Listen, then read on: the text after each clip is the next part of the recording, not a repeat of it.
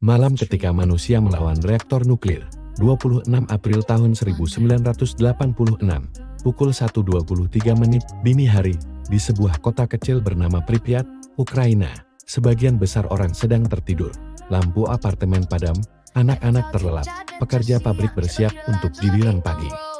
Namun di kompleks pembangkit listrik tenaga nuklir Chernobyl, sebuah eksperimen sedang dilakukan, eksperimen yang seharusnya aman, terkontrol teknis.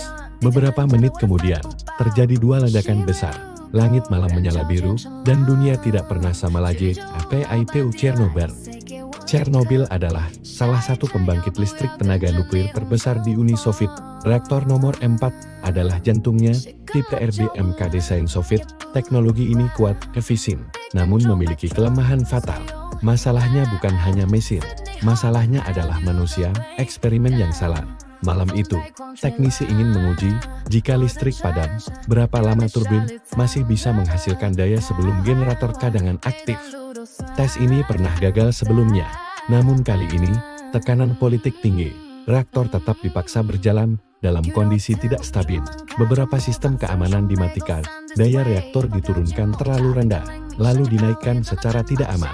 Reaktor menjadi tidak terkendali dalam hitungan detik. Daya melonjak 100 kali lipat dari normal, tekanan meningkat, air berubah menjadi uap super panas, dan kemudian ledakan pertama. Beberapa detik kemudian, ledakan kedua menghancurkan atap reaktor, inti nuklir terbuka.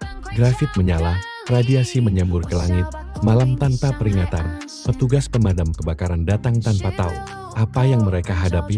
Mereka mengira ini kebakaran listrik biasa. Tanpa pakaian pelindung radiasi, mereka berdiri tepat di atas puing-puing radioaktif. Beberapa dari mereka merasakan rasa logam di mulut, kulit memerah, mual hebat. Namun, mereka tetap bekerja. Karena tidak ada yang memberitahu mereka kebenaran, kota yang belum tahu apa-apa, di Pripyat, 3 km dari reaktor. Anak-anak bermain pagi itu, orang tua pergi bekerja.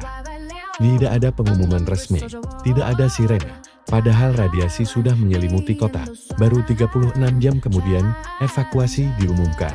Warga diberitahu, pergi selama 3 hari. Mereka tidak pernah kembali. Pripyat menjadi kota hantu, radiasi yang tak terlihat, radiasi tidak berbau, tidak berwarna, tidak terdengar. Namun ia merusak dari dalam. Petugas yang terpapar dosis tinggi mengalami sindrom radiasi akut, kulit melepur. Organ gagal satu persatu, beberapa meninggal dalam hitungan minggu. Sebagian besar dunia baru tahu beberapa hari kemudian. Uni Soviet awalnya menutup informasi, namun ketika sensor radiasi di Swedia berbunyi, rahasia itu tak bisa lagi disembunyikan. Para likuidator, ratusan ribu orang dikerahkan, tentara, penambang, relawan, mereka disebut likuidator. Tugas mereka, membersihkan atap reaktor, mengubur tanah terkontaminasi, dan membangun sarkofagus beton untuk menutup reaktor. Banyak yang bekerja hanya 90 detik di atap, karena paparan radiasi terlalu tinggi. Mereka tahu risikonya, namun tetap melakukannya. Dampak global, awan radioaktif menyebar ke Eropa, tanaman terkontaminasi, susu dibuang, ladang ditutup, kasus kanker tiroid meningkat, terutama pada anak-anak. Perdebatan jumlah korban terus berlangsung, ada yang mengatakan ribuan, ada yang mengatakan puluhan ribu, yang pasti. Dampaknya lintas generasi kota yang ditinggalkan. Pripyat masih berdiri. Apartemen kosong, taman bermain berkarat, sekolah penuh buku berdebu, jam berhenti di tahun 1986. Alam perlahan mengambil alih. Serigala dan rusa kini berjalan di jalan yang dulu penuh manusia. Pelajaran yang terlambat, Chernobyl bukan sekadar kecelakaan teknologi. Ia adalah kombinasi kesalahan desain, tekanan politik, dan keputusan manusia. Ia menjadi simbol betapa rapuhnya peradaban modern, dan betapa mahalnya harga sebuah kesalahan kecil dalam sistem besar.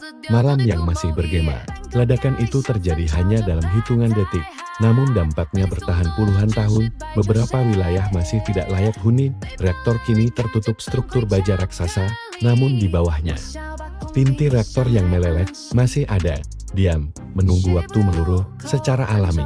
Chernobyl mengajarkan satu hal, manusia bisa membangun kekuatan besar. Namun, jika kehilangan kendali, kekuatan itu bisa menghancurkan segalanya. Aneh, tapi nyata, ruang lentera.